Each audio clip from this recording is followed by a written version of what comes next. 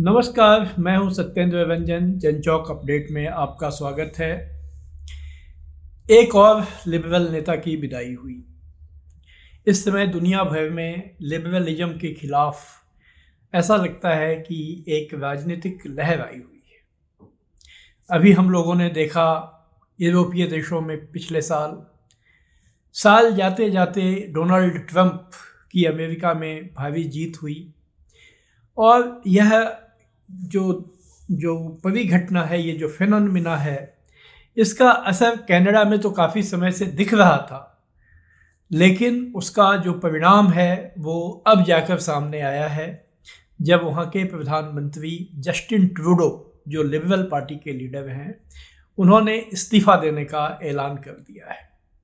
उन्होंने कह दिया है कि जैसे ही उनकी पार्टी नया नेता चुन लेगी, वो पार्टी का जो लीडरशिप का जो पोस्ट है, नेता पद जो है, उसे और प्रधानमंत्री दोनों पदों को छोड़ देंगे। ट्रूडो के खिलाफ माहौल काफ़ी समय से बन रहा था, उसके वजहों में भी हम लोग जानने की कोशिश करेंगे। लेकिन पहले इस बात का उल्लेख कर लें कि वैसे भी इस साल अक्टूबर तक कनाडा में चुनाव होना तय है।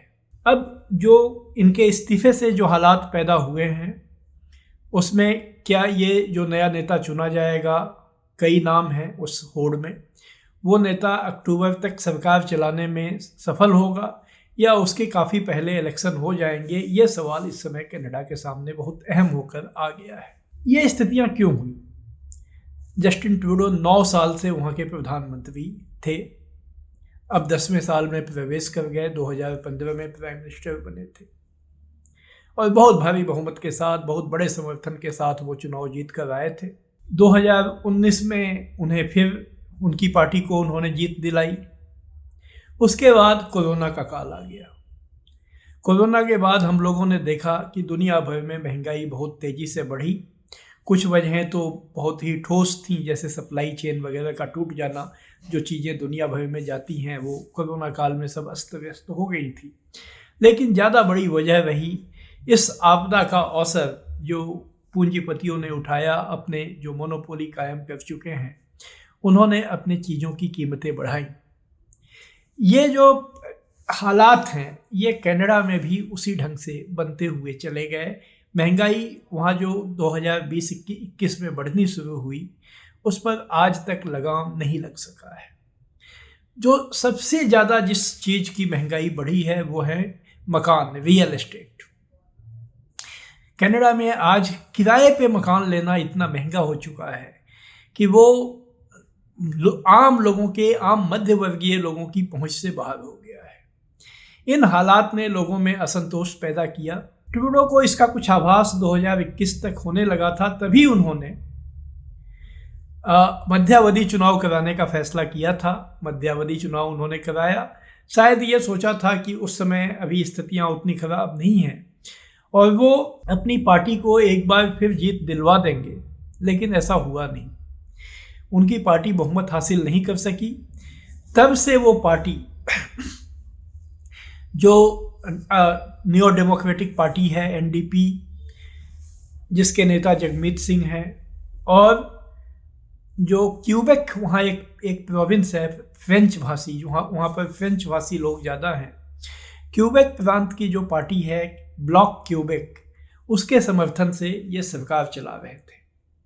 लेकिन चूंकि इनके पास समस्याओं का हल नहीं था, लगातार महंगाई बढ़ रही थी और इसका असर सहयोगी दलों पर भी पड़ रहा था, तो लगभग 2 से या 3 महीने पहले इन पार्टियों ने अपना समर्थन वापस ले लिया। इसी बीच जो घटनाक्रम था कि जो कंजर्वेटिव पार्टी है, उसमें नए नेता का चुनाव हुआ। नए नेता पहले वे हैं जिन्हें कनाडा का ट्रंप कहा जाता है। ट्रंप के स्टाइल में उन्होंने लिबरल्स के खिलाफ माहौल बनाया है।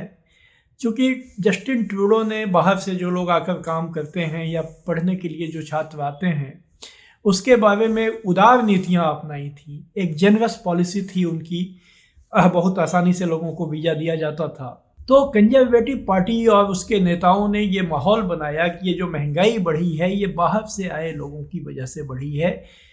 उन्होंने आकर यहाँ इतने ज़्यादा मकान ले लिए हैं या मकान किराए पर ले लिए हैं कि जिसकी वजह से मकानों का किराया या उसकी कीमतें आसमान पे पहुँच गई।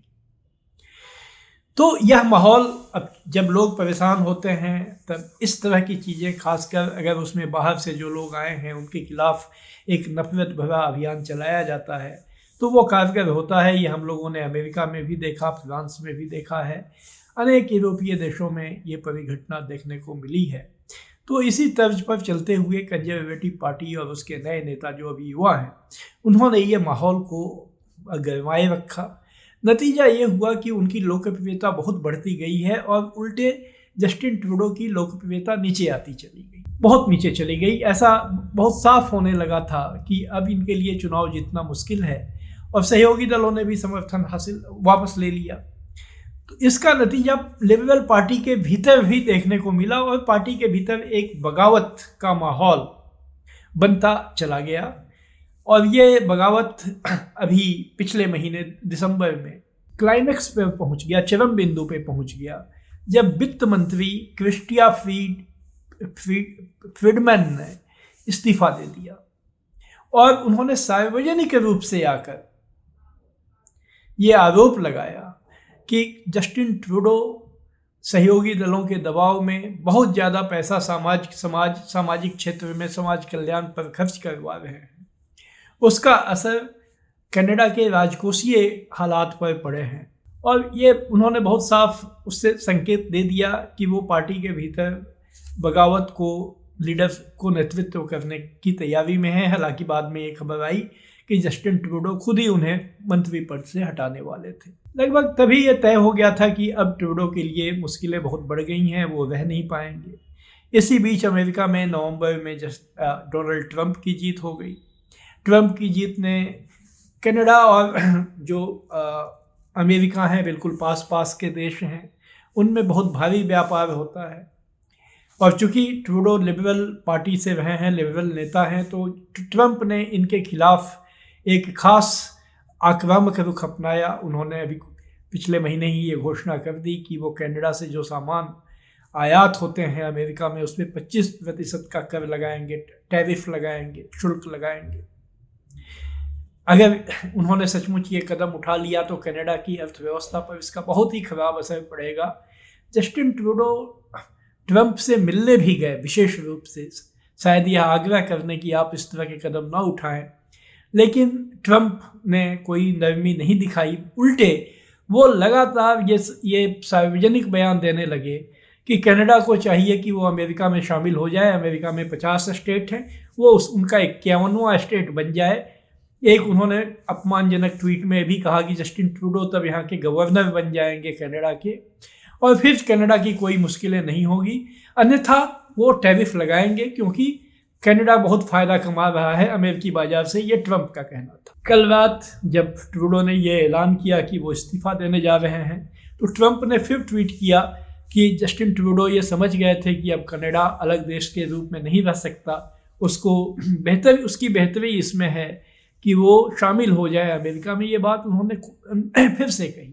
इन बातों का कनाडा के लोगों के आत्मसम्मान पर बहुत खराब असर पड़ा है और विपक्षी पार्टियों ने इसके लिए ट्रूडो को जिम्मेदार ठहराया है, उनकी कमजोरी को, और ये कहा कि ये चूंकि इन्होंने देश के ऐसे हालात बना दिए कि ट्रंप अब इस देश को एक संप्रभु देश के रूप में ही नहीं देख रहे हैं। वो बार बार कह रहे हैं कि कनाडा को आज़ाद रहना ही नहीं चाहिए, उसको अमेरिका का हिस्सा बन जाना चाहिए। ये जो तमाम चुनौतियां हैं, इसका कोई जवाब ट्रूडो के पास नहीं था। उन्होंने बहुत लंबे समय तक अपने विरोधियों का मुकाबला किया, लेकिन अंत में उन्होंने हथियार डाल दिए हैं। कल रात में अपने संबोधन में उन्होंने कहा, जो राष्ट्र को संबोधित किया प्रेस कॉन्फ्रेंस के माध्यम से, कि मुझे अपनी पार्टी के भीतर ही जब संघर्ष करना पड़ रहा है, तो अंततः मैंने ये फैसला किया है कि अब मैं ये पद छोड़ दूंगा। इसके साथ ही पूरे संकेत हैं कि कनाडा में लिबरल पॉलिटिक्स को बहुत गहरा झटका लग गया है। चुनाव में मानकर चला जा रहा है कि जो वहाँ के बहुत ही ध्रुव दक्षिणपंथी नेता हैं, जो आज कंजर्वेटिव पार्टी का लीडरशिप संभाल रहे हैं, उनके नेतृत्व में कंजर्वेटिव सरकार बनेगी 10 साल के बाद। तो ये कुल स्थितियां हैं जिसके बीच में जस्टिन ट्रूडो ने ये फैसला लिया है।